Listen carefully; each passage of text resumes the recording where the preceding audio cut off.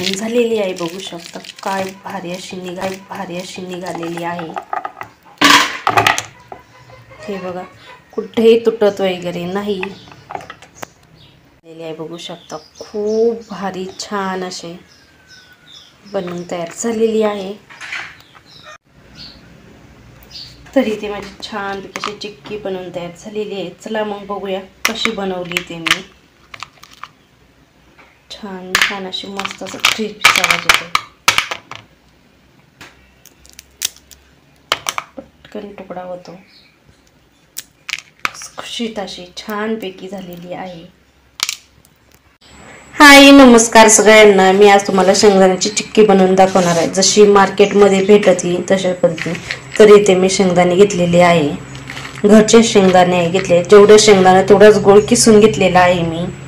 तर पहिल्यांदा मी शेंगदाणे भाजून घेणार आहे। तर एक वाटी मी घेतलेली आहे। तर मस्त असं शेंगदाणे लाल असं खुसखुस भाजून घ्यायचं आहे। तर आता मी शेंगदाणे भाजून घेणार आहे। तरी ते बघू शकता शेंगदाणे मस्त असे भाजलेले आहे, असे तडतड वाजले पाहिजे, त्याचं असं टरपालं निघलं पाहिजे ना, असं छान असे माझे शेंगदाणे भाजून झालेले आहे। तरी तुम्ही सुती कापड घेतलेला आहे, खूप गरम आहे, हात भाजतो, त्यामुळे मग पूर्ण असे शेंगदाणे असे घेऊन टरपाल काढून घेणार आहे। साळा ठेवलेला आहे म्हणजे त्याची टरपाले खाली सुद्धा गळतील। शेंगदाण्याचे पूर्ण टरपाले काढून घेतले आहे, बघू शकता असे पांढरे पांढरे केलेले आहे। त्यानंतर गूळ घेतलेला आहे किसून मस्तपैकी। आता कढई मी गॅसवर ठेवलेली आहे, तिथे 1 चमचा मी साजूक तूप टाकलेला आहे। त्यामध्ये गूळ टाकून त्याचा पाक बनवून घ्यायचा आहे। तर गूळ हा कमी गॅसवरती म्हणजे आता काळा पडतो, करपतो लगेच गूळ। हळूहळू गूळ लगेच विरघळायला सुरुवात होतो। मस्त असा पाक बनवून घ्यायचा आहे, छानपैकी एकसारखं हलवत राहायचं आहे, नाहीतर पाक लगेच काळा पडायला लागतो, करपतो, मग चिक्की करपल्याने वाट लागते।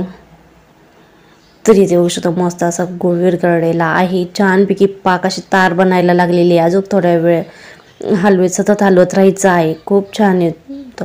यामध्ये मी इलायची टाकलेली आहे, इलायचीचा खूप छान वास येतो, ते दाखवताना काय।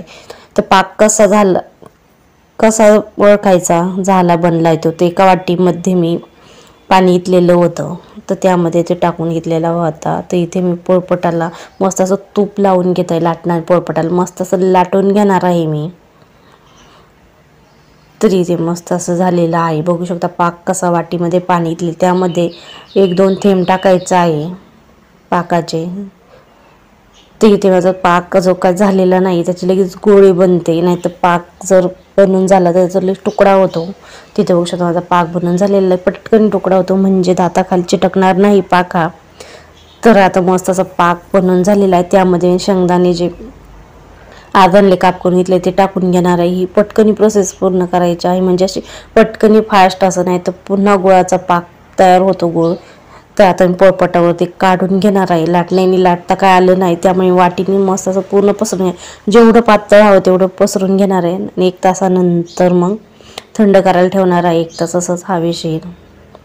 मस्त अशी माझी चिक्की बनवून झालेली आहे, बघू शकता खूप भारी छान दिसत आहे, गरम गरम आहे म्हणून खूप छान झालेली आहे, एकदम टेस्टी अशी खूप छान वास सुटलेला होता। ते एकदम पातळ बनवून घेतलेली आहे मी, बघू शकता इथं आता मस्तपैकी झालेली आहे, बघू शकता खूप भारी छान असे बनवून तयार झालेली आहे। तर प्लेटीमध्ये काढून घेतलेली। तर कसा वाटला व्हिडिओ कमेंट करून मला नक्की सांगा। चॅनेलला सबस्क्राईब करा, लाईक करा, शेअर करा। पुन्हा भेटू पुढल्या व्हिडिओमध्ये, तोपर्यंत बाय बाय। अशाच नवीन व्हिडिओ बघण्यासाठी माझ्या चॅनेलला सबस्क्राईब करा, लाईक करा, शेअर करा। थँक्यू, धन्यवाद, बाय बाय, भेटूया।